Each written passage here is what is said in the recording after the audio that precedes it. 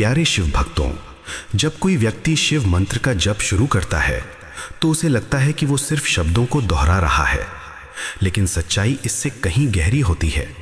ये सिर्फ शब्द नहीं होते, ये एक ऊर्जा होती है, एक कंपन होता है जो धीरे धीरे आपके भीतर उतरता है और आपकी चेतना को बदलना शुरू कर देता है।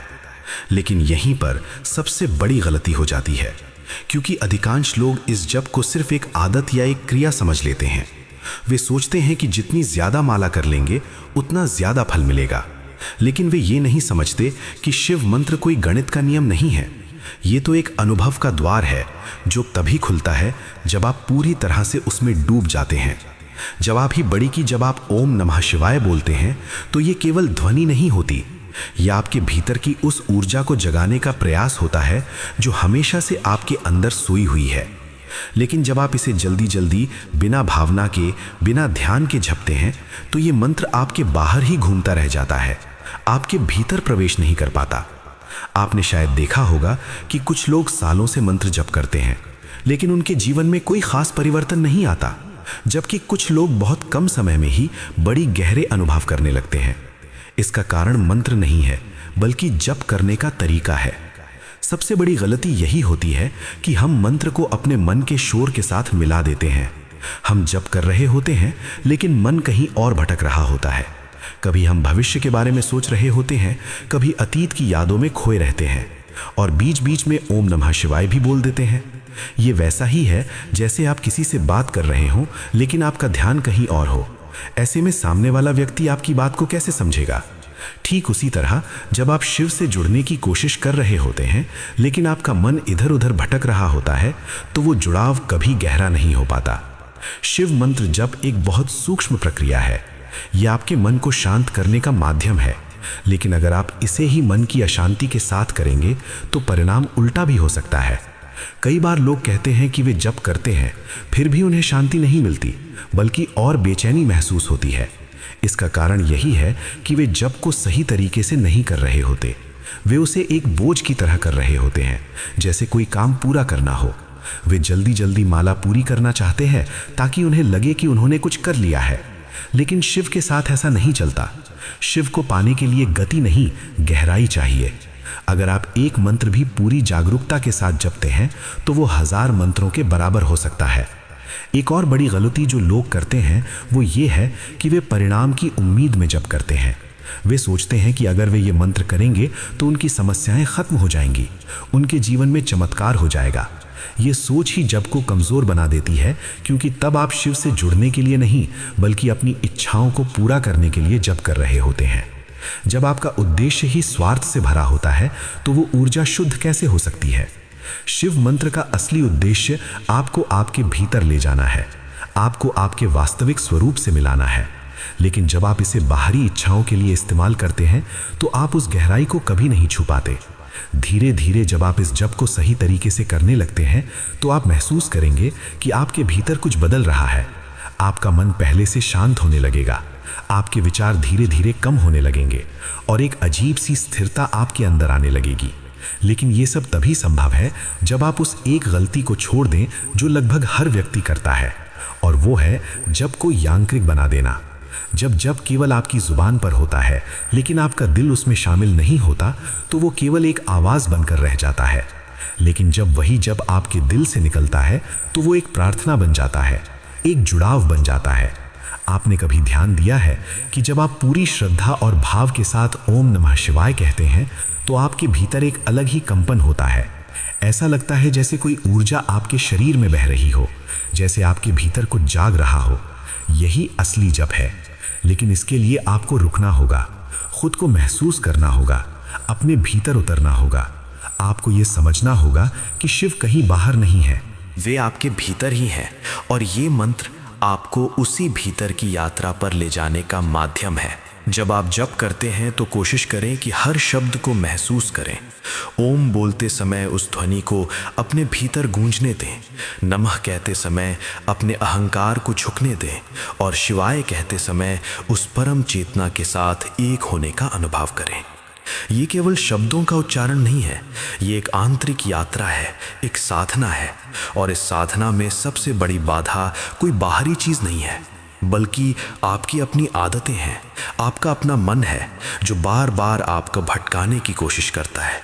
अगर आप सच में शिव मंत्र के जप का फल पाना चाहते हैं तो आपको उस एक गलती को समझना होगा और उसे छोड़ना होगा।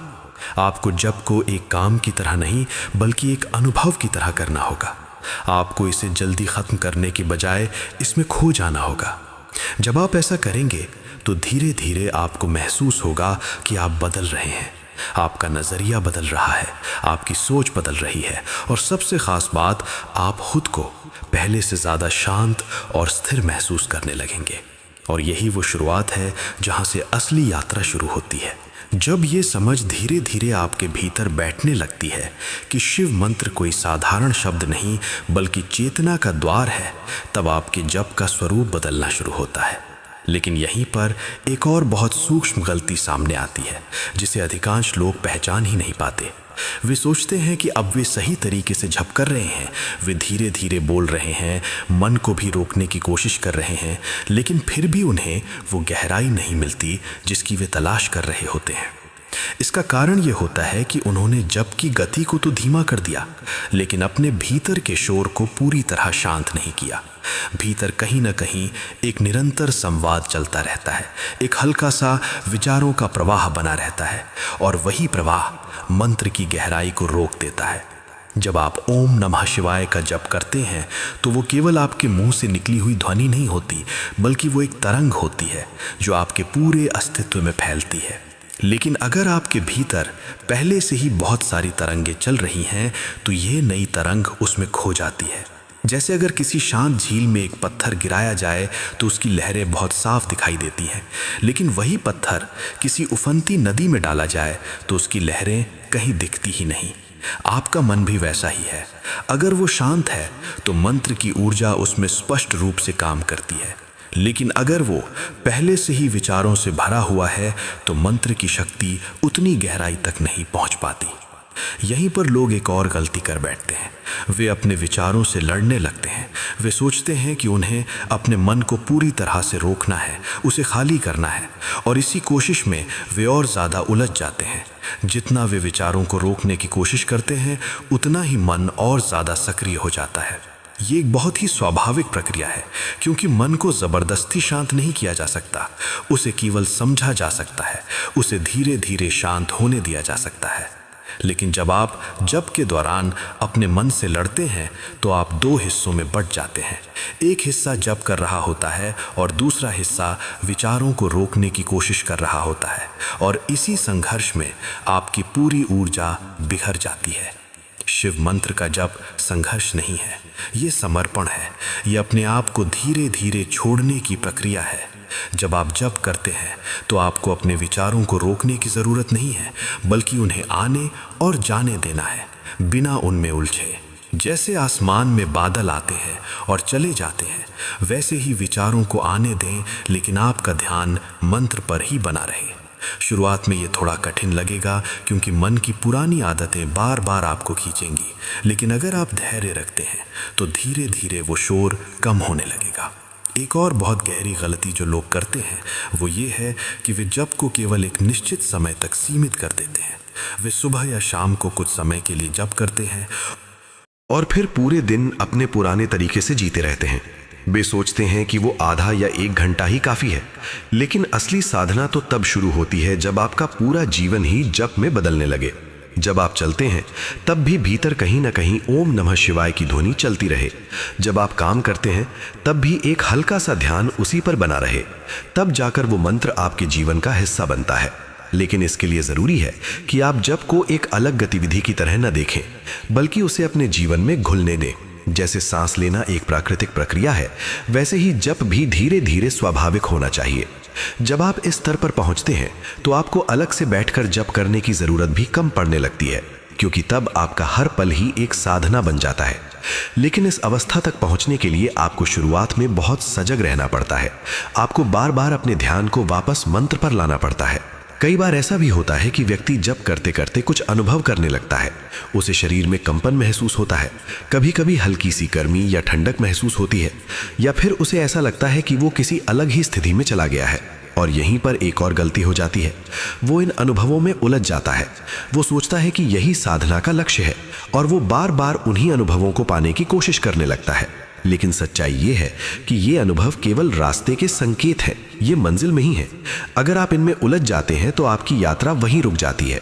शिव मंत्र का जप आपको अनुभवों के पार ले जाने के लिए है, आपको उस स्थिति में ले जाने के लिए है जहां कोई अनुभव नहीं होता, केवल एक गहरी शांति होती है, एक स्थिरता होती है। लेकिन जब आप रास्ते में मिलने वाले छोटे छोटे अनुभवों को ही लक्ष्य बना लेते हैं तो आप उस अंतिम शांति तक कभी नहीं पहुंच पाते। इसलिए जरूरी है कि आप हर अनुभव को आते जाते देखें, लेकिन उसमें अटके नहीं। धीरे धीरे जब आप इन सभी गलतियों को समझकर उनसे दूर रहने लगते हैं तो आपका जप एकदम बदल जाता है। अब वो केवल एक क्रिया नहीं रह जाता, वो एक ध्यान बन जाता है, एक गहराई बन जाता है। अब आप जप नहीं कर रहे होते, बल्कि जप अपने आप हो रहा होता है। आप केवल उसके साक्षी बन जाते हैं और यही वो अवस्था है जहां से असली परिवर्तन शुरू होता है। आप पाएंगे कि अब आपको बाहर की चीजों से उतना फर्क नहीं पड़ता। जो बातें पहले आपको परेशान करती थीं, अब वे उतनी महत्वपूर्ण नहीं लगती। आपके भीतर एक अलग ही स्थिरता आ जाती है, एक संतुलन आ जाता है। और सबसे खास बात, अब आपको जप करने के लिए खुद को मजबूर नहीं करना पड़ता, बल्कि आपका मन खुद ही उस ओर खींचने लगता है। ये संकेत है कि अब आपका जप सही दिशा में जा रहा है। लेकिन इस यात्रा में एक आखिरी और सबसे गहरी गलती अभी भी बाकी है, जो बहुत ही सूक्ष्म है और जिसे समझे बिना साधना पूरी नहीं होती। ये गलती इतनी गहराई में छिपी होती है कि साधक को खुद इसका एहसास भी नहीं होता और वो इसी भ्रम में जीता रहता है कि वो बहुत आगे बढ़ चुका है।